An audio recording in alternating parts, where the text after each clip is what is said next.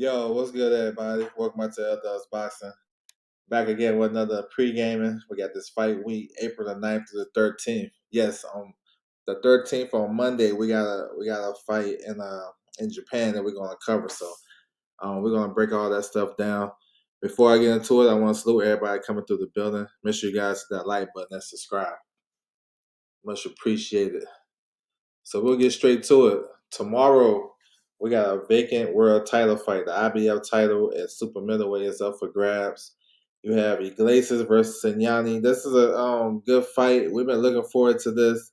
Hardcore boxing fans were looking forward to this because we want to see that super middleweight division kind of come back together since Terrence Crawford vacated his titles.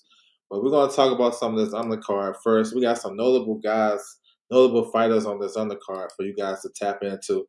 So tomorrow, April the 9th, live on the Zone. This is Eye of the Tiger Promotions. You guys can tap in with it.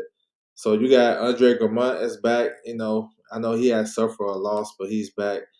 Layla Bedouin is back. She's coming off a loss to Alicia Baumgartner last year, her last fight. So she's looking to get back in the winner's circle against Victoria Bustos. We got a good lightweight fight between Luis Santana and Chan Thorson. That's a good one. That should be pretty solid. And then the co-main event, you got Arthur Belasanov, the Wolf. He's facing the tough Jimmer Espinoza. This is a very important fight for Belasanov because he's highly ranked in a couple of sanction bodies at 140. And given the news about Richardson Hitchens signing with Zuffa Boxing, it is a possibility that he may get stripped or vacate his IBF title.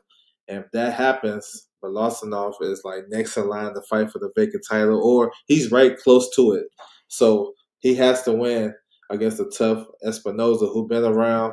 I know he fought Tiger Johnson, gave Tiger Johnson one of his tougher fights. So that's one to look out for live on the Zone tomorrow. But main event, Iglesias is getting his opportunity at world title. We've been looking forward to this. CJ, what's good? Salute to you, bro. Hit that like button. I appreciate it, bro. Phyllis Nunez in the building. What's good with you? Winston Lee, what's good? Salute. The Boston Source in the building. What's good with you, bro? Yo, this is a tricky fight, man. My man from Sanyani from Russia, he can box. He's awkward too. You know what I'm saying? He's real awkward. I was talking about this car earlier. Yes, sir. My man JC in the building. What's good with you? This I don't like. I think he can give Iglesias some issues because he got a tricky style. You know what I'm saying? Herky jerk. And he's kind of long and rangy too. He's around about 6'2". They're the same height, and it could be a tricky fight. Iglesias is a monster. I like how he fight southpaw, aggressive. Him and Morrell got a lot of similarities to me. They calling Iglesias a boogeyman. I don't call no fighter that. You know what I'm saying? Not in the business of boxing. But he is a good fighter, and not a lot of guys is running to him. So he need this world title, and this is going to help him get other fights. But I think early the Russian going to give him some issues with his boxing. We got to see how big that ring is too, because in Canada those rings be like a phone book. You know what I'm saying? They be fighting in the 14 by 14. But I like Iglesias though. I think he wins. I want to pick him by decision, but I can see him winning late. You know what I'm saying? Teaching the building. What's good with you, bro? Yeah, Johnson in a good fight. Yeah, with Luis Santana. That's a good fight. He only got one loss, a knockout loss, but he's pretty solid. My bro Mike in the building. What's good with you? Salute to you, bro. So y'all tap in tomorrow, April the 9th. They already did the weigh-in. Everything looked good. This is for the vacant IBF title. Iglesias has the IBO title, so that would be on the line as well. So I'm looking forward to this.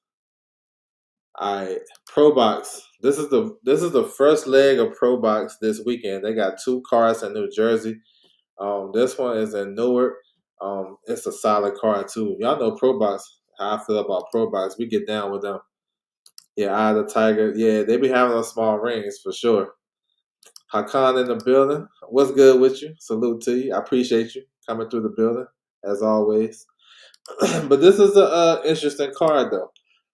This is Friday, April the 10th. Herbert Cancel versus Johan Gonzalez at middleweight. This should be a fun fight. And then you got Francisco Varane versus Raul Garcia. That's another good fight. I'm looking forward to it. They have a lot of prospects on this undercard. I know Cornflake Lamana has put a lot of his fighters on this card. He's like a co-promoter too. You know that's what Cornflake been doing for a long time as a promoter.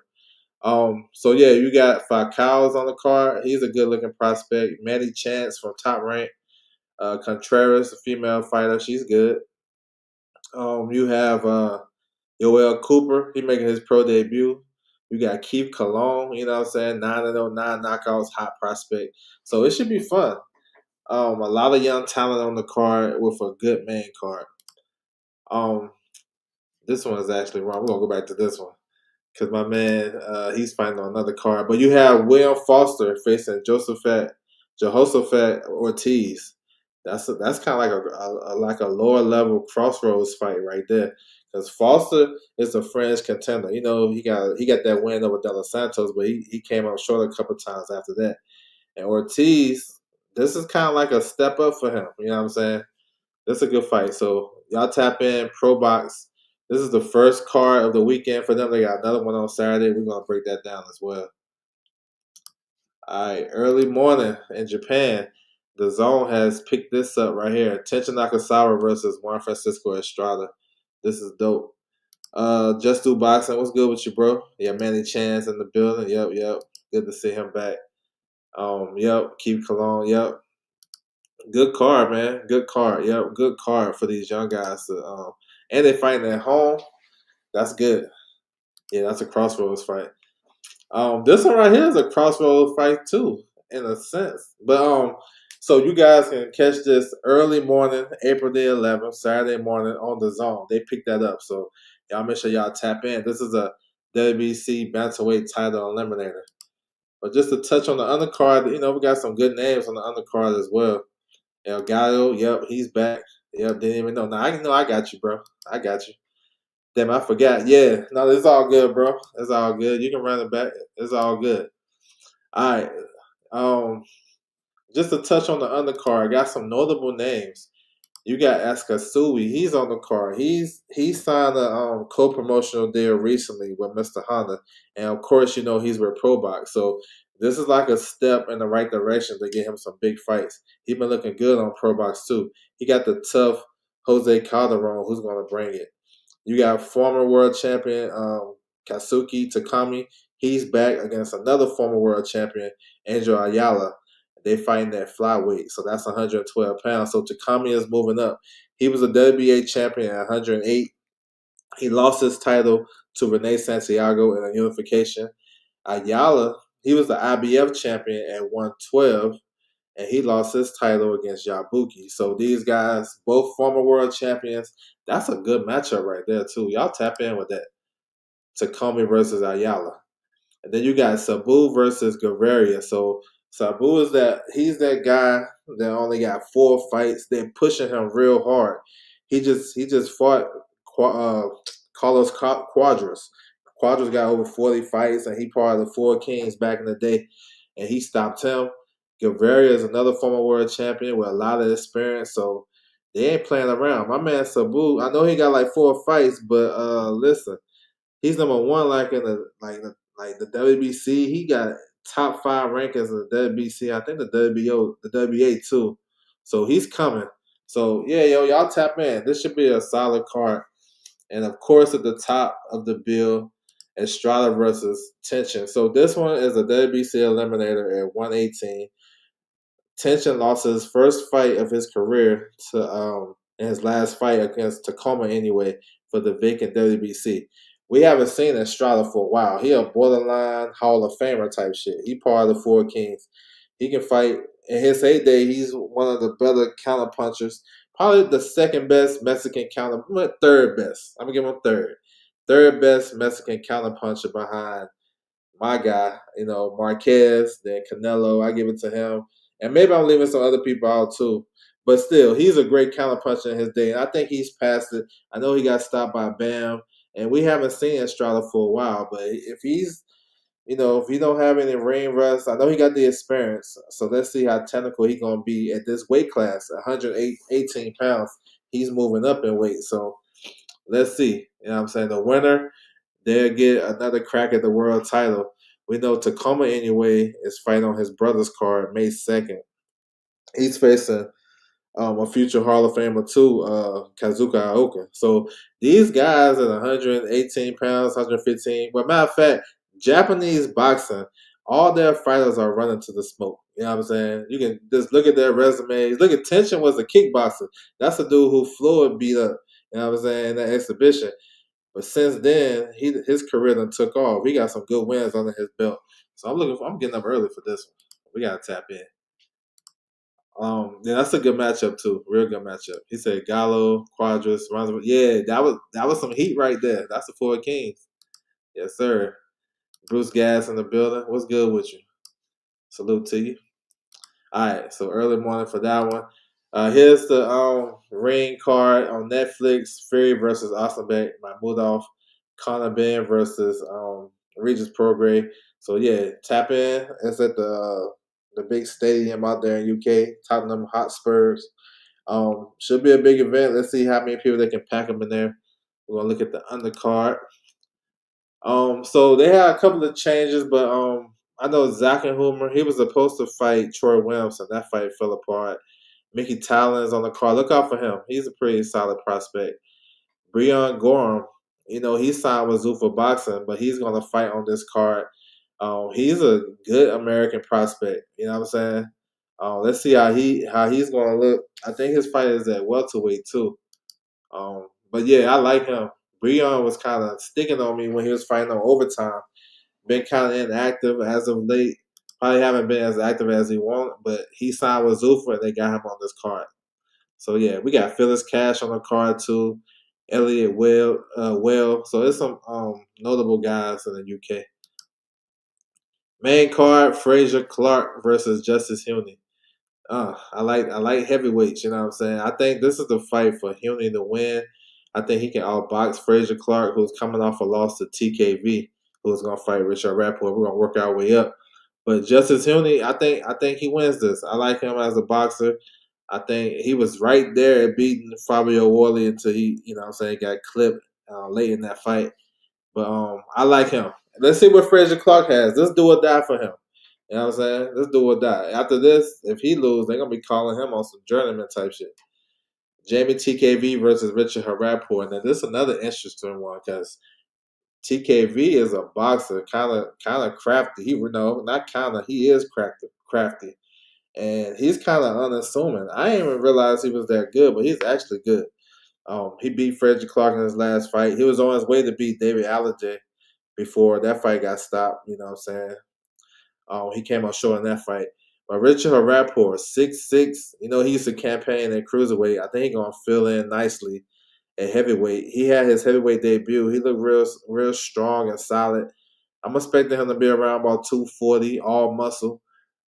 Let's see. Let's see if that he can carry that weight late in fights. I know Jamie TKV he like to stretch the fight out. You know what I'm saying? So that should be a good one. Yes, sir. Interesting fights on this other card though.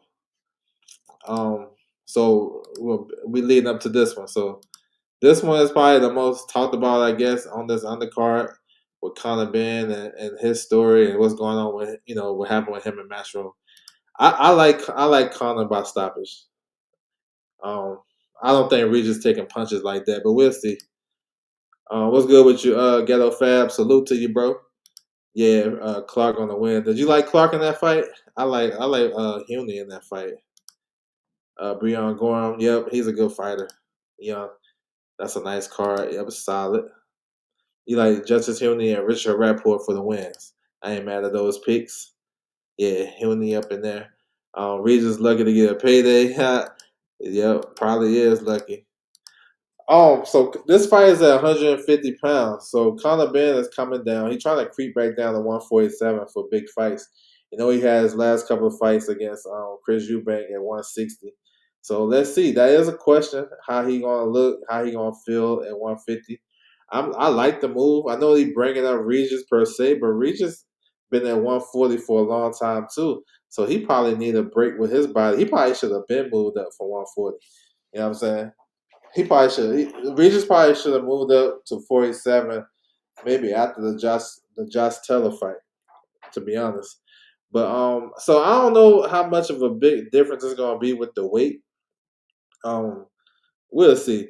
The biggest difference for me is how well Regis taking punches, because we know how Regis early in his career, his one of his calling cards would have been having a great chin, but his last couple of fights he been hurt or dropped, and we got to start back to the Puerto Rican kid Zarillo. Zarillo dropped him, had him hurt.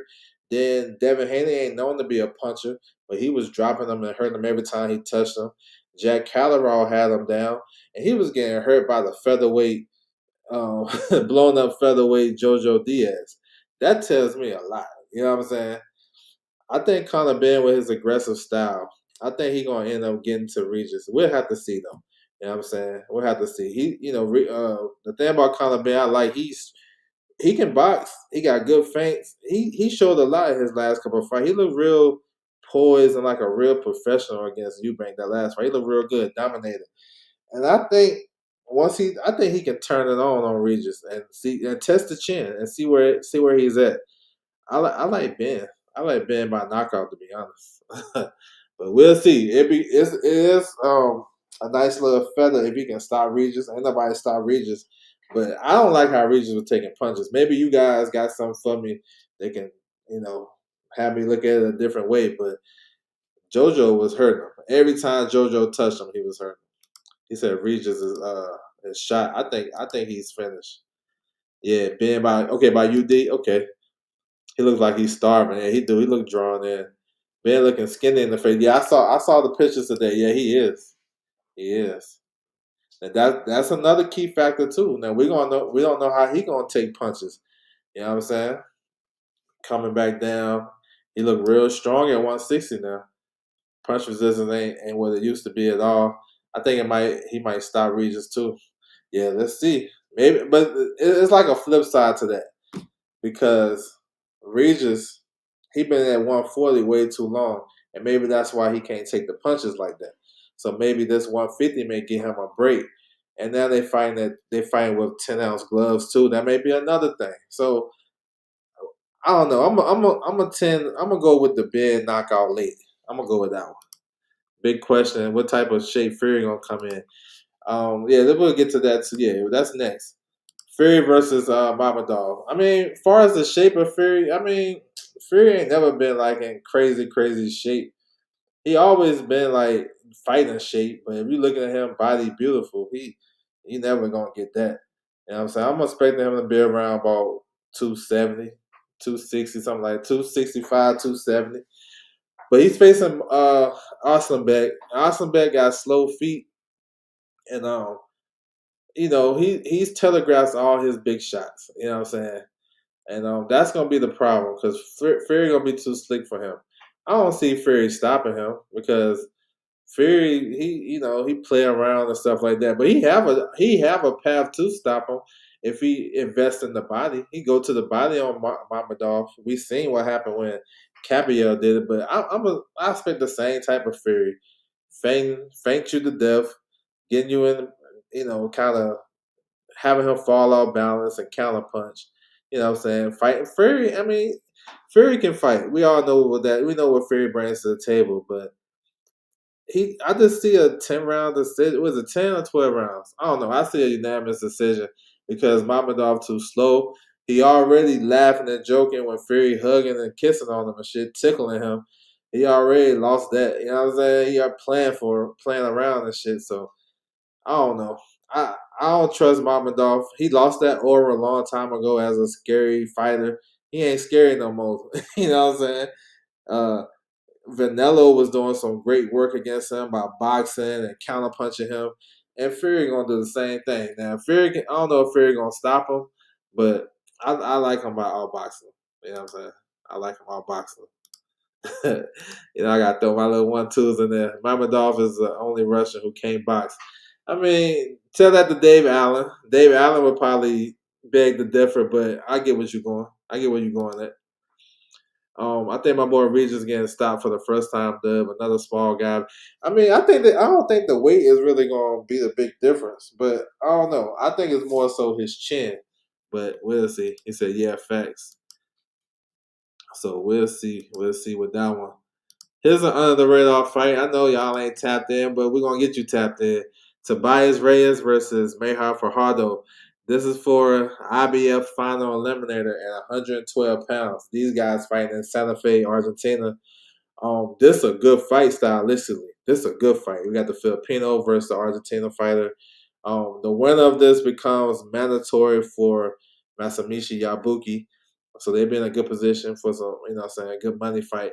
This gonna be fun. Tobias Reyes is bringing that smoke. You know what I'm saying? He's the one with the belt over his shoulder. He's bringing that smoke. This is gonna be a good one. I like Reyes in this fight, but it's gonna be fun. Their styles gonna match up real well. So y'all tap in. He said he looked real bad versus JoJo. Yeah, he did. Hey, you think Nakatani? No, I don't think so. I don't think so. Marlon Prince, what's good with you, bro? Salute to you. Yeah, I like Inoue in that fight. All right. That's these guys right here. We ran them back twice. All right. Brandon Adams versus Kevin Ajako. This is for the IBF final eliminator. They fight in Vegas and the Cosmo. So this is on pay per view. I think it's on ppv.com if you guys want to tap in. But it's the big fight. I mean, this is an important fight in the 154 division. You know what I'm saying? Yeah, he's with. Yeah, I like that. That's good. He with Robert Garcia because I think that's good because he gonna get some great sparring. That's one of the best things, and he got a fight coming up too. I think he fighting in Uzbekistan. Not too. I think in a couple of months. Brandon Adams to win by UD. Shit, I forgot about this one too. It's all good. So on the undercard, Ajako versus Adams, IBF final eliminator, 154. You got Chantel Navarro is on the card. This is DMG boxing too, if you guys didn't know. Um, we got a couple of top ranked fighters on here. Well, we got one, Julian Montetalvo. That young kid can fight. Julian can fight. You know what I'm saying? Y'all look out for him. Dylan Capetillo is making his pro debut. He was supposed to make his pro debut on a Golden Boy show, but something happened. So he'll be making his pro debut. So that's what it is. I like tension. I'm gonna go with tension. I got a Richard Rapport. Yeah. We gonna get to him. Yeah, fight week. Yes, sir. We working our way up. So yeah, the main event though. Let's talk about it for a second. I like this fight. I think style wise, this gonna mesh real well. Kevin Jocko might be the better boxer because I seen him box and get out of situations, but he also like to fight. Brandon Adams is he a OG in the game. If you trying to bang with him, that might not be the right thing. I don't think trying to sit in the pocket with Brandon Adams is gonna be a good way to go. But I think if a Jocko can mix up his attack, boxing, and trying to be aggressive, he can have some success. Brandon Adams is on a nice little high. He got some top world rankings. He can go a lot of routes. He don't have to just go to IBF, but that'd be the most sure thing. Coming off a big win in a rematch over Sergey Bogachuk, he just got his number. And even though Brandon Adams lost to Kakarakis, I thought he actually beat him, to be honest. But Brandon Adams is the bigger puncher out of the two. Good body puncher. I think this is gonna be a good fight. I think it's gonna be a lot of ebb and flows in this because the young man Jocko, he gonna get some rounds with his youth, and he's just a good fighter. He's solid, but I like Brandon Adams to edge it out down the stretch. We'll see. This is a good fight. Go either way though. You know what I'm saying? Pretty much a 50-50 fight. He's saying Blair. Yeah, I don't think he on this card though. I like Tacoma. Tacoma. I like him. I think gonna feel much better at 112 pounds. All right, another Pro Box show. This is Saturday, April the 11th, back in Jersey, but this time they down the road in Atlantic City. This headlined by Vito Melnicki Jr. Man, we got some good fights on this card. Some good names. Yeah, we're gonna work our way up though. But Young Marcos versus Dwight Fremmons, that's a good fight. Two undefeated up and coming guys going at it. Probably didn't have to take this fight at the time, but they did. This is dope. Flemings, he's been looking real good on these undercards. He's a big puncher. You know what I'm saying? Jan Marcos is from Cuba. You know, he got that Cuban style. This is a good fight, yo. I ain't gonna lie. This is a good fight. He can, man, because Marcos can box. Flemings can box too, but Flemings got the power. This is gonna be a good one. I think I'd take Flemings on this one, but it's pretty much like it's a high level prospect 50-50 fight, like high level. They fight each other at a nice little stage in their career, and man, this is good. When I saw this fight, I was like, yeah, bro, I gotta tap in. Vito Melnicki versus Omar Warta. So this Warta kid is undefeated. 15-0, 13 knockouts. You know what I'm saying? Coming to Vito's hometown. Yo, Vito, he looked solid his last fight. When he fought in Riyadh, he looked good. He got the late knockout. I mean, he was boxing and stuff like that. We've seen enough of Vito. We know what he brings to the table. But Vito is a good fighter, though. You know what I'm saying? I'm not sure if he's elite or he'll win a world title at 160, but he's in position fighting for a couple of regional titles, and he got some top 15 rankings across the board. So Vito been keeping active. He just signed with Samson, so he'll be in position to get a world title fight too. And middleweight division, why not? He might be one of the bigger names too, and he can bring some of those title fights to New Jersey. So you know what I'm saying, he can draw out there. So we'll see. This is another Pro Box event. They're going back to back this weekend in New Jersey. So y'all tap in, yo. Y'all tap in. All right, Sunday down in Florida, we got another card for you guys. Fist of Fury. We're gonna talk about some of these guys.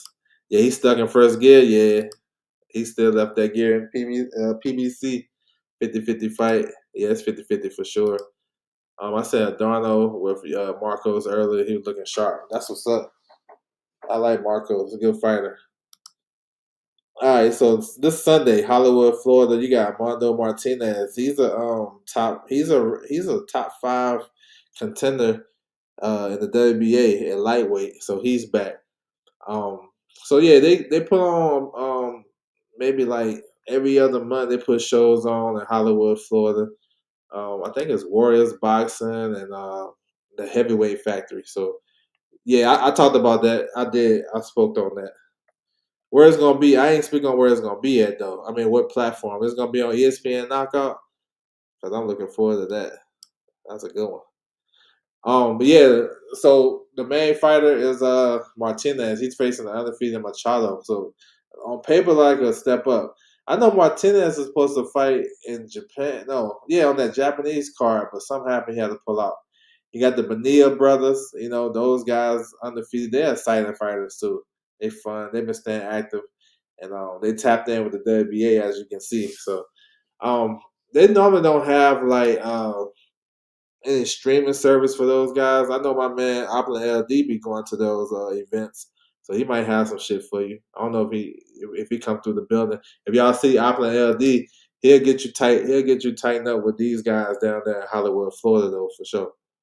Okay, TYC in Argentina. Okay, Yo Hernandez. Yep. He fought on that card. Yep. He sure did. It was like on a Sunday. Yep. I remember. All right, last one. We got another world title fight early morning Monday. So this one, it's on ESPN Plus. I saw this one. Sergio Mendoza versus Tagnasak Semstri. Semstri is the IBF champion at 108 pounds. Only got one loss. He lost to Yabuki. Ain't no shame in that. He circled back and won the world title, vacant title. He's a good fighter too. Fun, young. I think he like 25, 26. Two young guys right here going at it. I don't think both of them 25. So I think they're around that age. My man Simpson got a lot of knockouts on his resume from Thailand, 34 knockouts and 39 wins. But I like Sergio Mendoza. This southpaw right here can fight. I know he going on the road, but he can punch. he tall, got some boxing skills, and got real good power too. He might be the bigger guy on the night. We'll have to see how they look in the face off and stuff like that. So this one, early morning too. ESPN Plus, ESPN Knockout. You guys want to tap in? This for the IBF title with 108 pounds. The winner can be in position with a unification with Renee Santiago. Fight for 3 belts. Santiago is unified in this division. Possibly that can happen. You know what I'm saying? We'll see. But I know he may have a mandatory as well. So yeah, bro. Some good shit. It's a little bit of everything. This is what I like about this week, this fight weekend and last weekend. You got it's boxing for everybody. So last weekend it was more so a lot of female boxing. Then we had the old man fight. You know what I'm saying? We had a bunch of shit going on. Lauren Price fought. We had a lot of fights for everybody. Same thing this week. So you know what I'm saying? Y'all got opportunity. Country Q, what's good with you? So yeah, man, that's all I have. Salute to everybody coming through the building. I appreciate the time. Make sure y'all guys tap in with this boxing. It's a lot of boxing this weekend. A lot of stuff to cover. A lot of content for us creators to talk about. And yeah, bro, more learning and developing as a fan too, because that's what I do too. So yeah, salute to everybody coming through. That's my time, and I'm out.